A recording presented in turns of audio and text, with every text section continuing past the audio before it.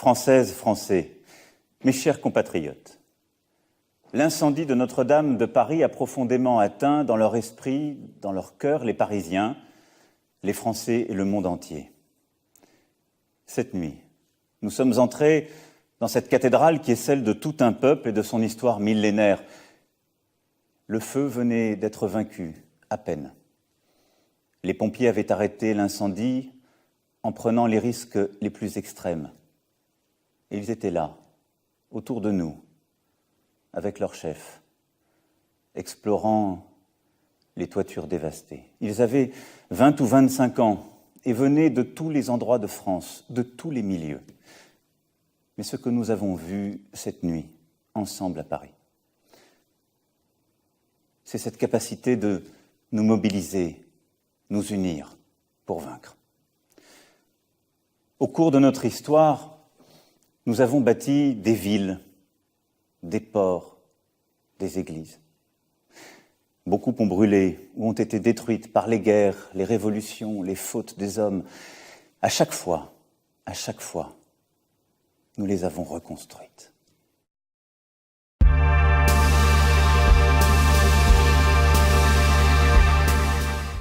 L'incendie de Notre-Dame nous rappelle que notre histoire ne s'arrête jamais, jamais, et que nous aurons toujours des épreuves à surmonter, que ce que nous croyons en quelque sorte indestructible peut aussi être atteint.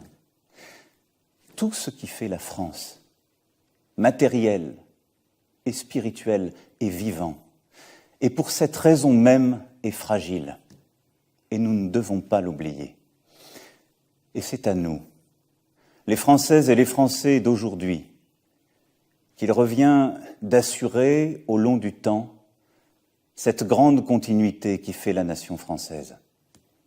Et c'est pour cela que ce soir, je voulais, de manière directe, m'adresser à vous, parce que c'est notre devoir aujourd'hui, et c'est celui qu'il nous faut avoir en tête, rien de moins.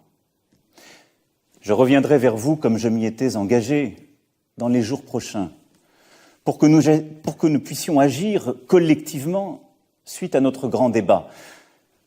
Mais ça n'est pas le temps aujourd'hui. Demain, la politique et ses tumultes reprendront leurs droits, nous le savons tous. Mais le moment n'est pas encore venu.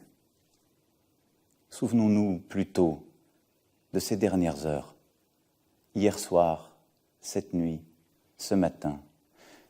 Chacun a donné ce qu'il avait.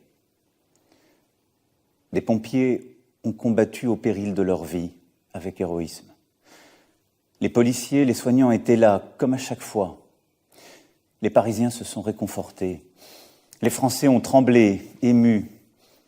Les étrangers ont pleuré. Les journalistes ont écrit, les écrivains ont rêvé, les photographes ont montré au monde ces images terribles. Des riches comme des moins riches ont donné de l'argent au fond. Chacun a donné ce qu'il a pu. Chacun à sa place. Chacun dans son rôle. Et je vous le dis ce soir avec force. Nous sommes ce peuple de bâtisseurs. Nous avons tant à reconstruire.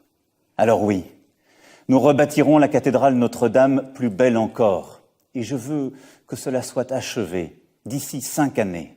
Nous le pouvons. Et là aussi, nous mobiliserons.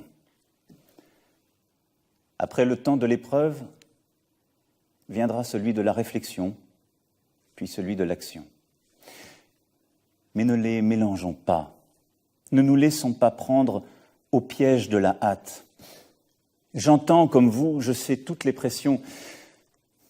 Je sais en quelque sorte l'espèce de fausse impatience qui voudrait qu'il faut réagir à chaque instant, pouvoir dire les annonces qui étaient prévues à telle date, comme si être à la tête d'un pays n'était qu'administrer des choses et pas être conscient de notre histoire, du temps, des femmes et des hommes. Je crois très profondément qu'il nous revient de changer cette catastrophe en occasion de devenir tous ensemble, en ayant profondément réfléchi à ce que nous avons été et à ce que nous avons à être, devenir meilleurs que nous ne le sommes. Il nous revient de retrouver le fil de notre projet national, celui qui nous a fait, qui nous unit, un projet humain, passionnément français.